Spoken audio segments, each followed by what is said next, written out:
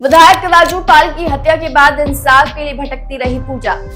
अतीक अहमद को संरक्षण देती रही समाजवादी पार्टी की सरकारें। योगी सरकार ने माफियाओं को उनके अंजाम तक पहुंचाया। सदन में आभार जताने पर सपा ने पूजा पाल को दिखाया बाहर का रास्ता। सोचिए उस दुल्हन के बारे में जिसके हाथों की मेहंदी का रंग भी फीका ना पड़ा था।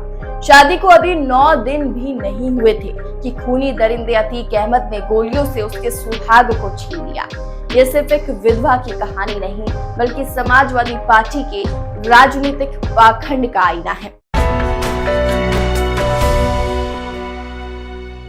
नमस्कार, मैं हूं शिवानी और आप देख रहे हैं न्यूज टाइम नेशन। वर्षों तक अपने पति विधायक राजू पाल की हत्या का इंसाफ मांगती रही पूजा पाल, लेकिन समाजवादी पार्टी की सरकारें और उसके नेता अतीक अहमद जैसे माफियाओं के दरबार में हाजिरी बजाते रहे।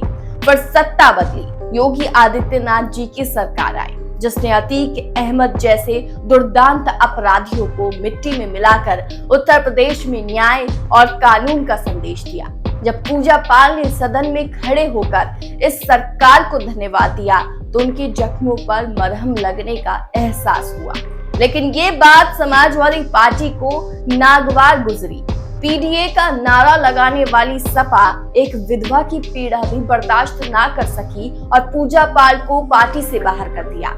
एक महिला विधायक को सुश्री कहकर संबोधित करना और अपमानित करना समाजवादी पार्टी की राजनीतिक बेशर्मी को दर्शाता है।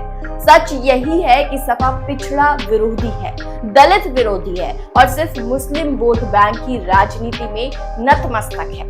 नमस्कार दोस्तों, आज मैं आपको एक ऐसी बात से परिचित कराऊंगा जो समाजवादी पार्टी के राष्ट्रीय अध्यक्ष द्वारा किया गया है। समाजवादी पार्टी के राष्ट्रीय अध्यक्ष ने परसों पूजा पाल को पार्टी से निष्कासित किया। मुझे इस पे कोई आपत्ति नहीं है। वो उनकी अपनी मल्टीनेशनल प्राइवेट लिमिटेड कंपनी है, एक परिवार की पार्टी है। जब जिसको चाहे पार्टी में रखें, जब जिसको चाहे निकालें। लेकिन किसी राजनेता को कोई अधिकार नहीं है कि लगभग 50% आबादी वाले वर्ग को अपमानित करे। श्रीमती पूजा पाल के सामने सुश्री लिखकर 50% आबादी को अपमानित करने का काम किया गया है, जबकि पूरा देश जानता है कि विवाहिता होने के उपरांत 9वें दिन उनके पति की हत्या इनके राजनीतिक भाई द्वारा की गई थी। उसके बाद भी उसको सुश्री लिख देना और उस पत्र पे श्री अखिलेश यादव का हस्ताक्षर हो, उनसे ऐसी गलती हो जो प्रदेश के मुख्यमंत्री रहे हो, राष्ट्रीय अध्यक्ष है समाजवादी पार्टी के, उनके द्वारा ऐसा कृत्य करना कहीं न कहीं समाजवादी पार्टी के नेताओं द्वारा, समाजवादी पार्टी के राष्ट्रीय अध्यक्ष द्वारा हिंदुस्तान के लगभग 50% आबादी को अपमानित करने का काम किया गया है। उनसे उनको क्षमा मांगना चाहिए और व्यक्तिगत रूप से पूजा पाल से क्षमा मांगना चाहिए। पूजा पाल विधवा है, अगर विधवा नहीं है, कोई उनकी जानकारी में कोई शादी किया है पूजा पाल, तब भी उनके नाम के आगे श्रीमती लगना चाहिए। सुश्री उनके नाम के आगे नहीं लग सकता है। इतना तो अखिलेश यादव जी को ज्ञान होना ही चाहिए। जब पूजा पाल को पार्टी से निकाला गया तो पीडीए फार्मूला कहां चला गया था? मैं जानना चाहता हूं समाजवादी पार्टी के नेताओं से जो पीडीए का फार्मूला लेके पूरे देश को गुमराह करने का काम कर रहे हैं, जो अपने मल्टीनेशनल प्राइवेट लिमिटेड कंपनी को चलाना चाहते हैं, जिसको हम लोग अपनी भाषा में परिवार डेवलपमेंट अथॉरिटी कहते हैं। उस समय पीडीए नहीं याद आया जब अति पिछड़ी जात की महिला को वो न्याय मिला और उस न्याय को उसने सदन में कह दिया कि मुझे किस तरह से न्याय मिला और मेरे साथ किस तरह से अन्याय हुआ था।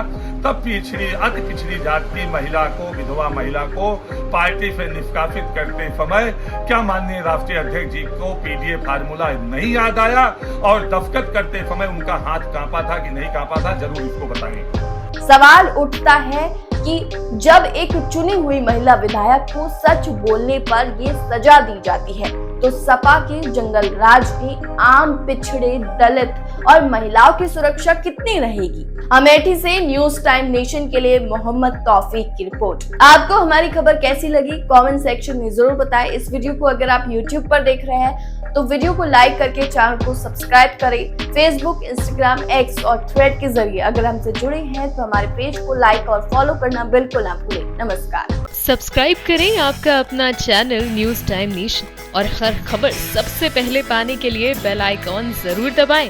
और हाँ, खबरें पसंद आ जाएं तो लाइक और शेयर करना ना भूलें।